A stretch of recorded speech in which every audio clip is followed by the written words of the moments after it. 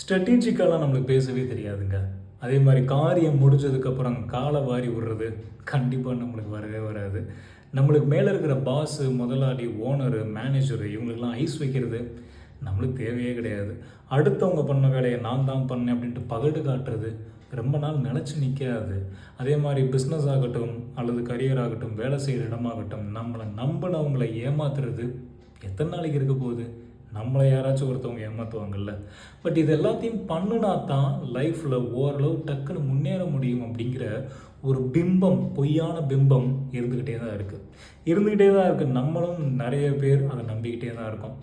Materialistic வேர்ல்டில் சீக்கிரமாக ஃபாஸ்ட்டாக முன்னேறணும் அப்படின்னா இதெல்லாம் பண்ணணும் அப்படிங்கிற ஒரு விஷயம் இருக்குது.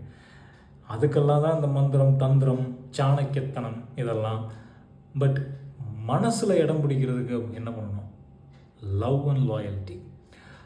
உண்மையாக இருக்கிறது ரொம்ப கஷ்டம்.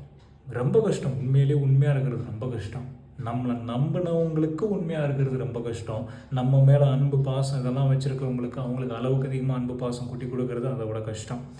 இப்போ இருக்கிற கரெக்டான சுச்சுவேஷனில் இந்த லவ் அண்ட் லாயல்ட்டி ரொம்ப அரிதுன்னு கூட சொல்லலாம்.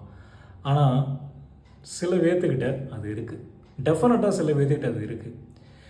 If you are having a love and loyalty அப்படின்னா டோன்ட் வரி, ப்ளீஸ் டோன்ட் வரி.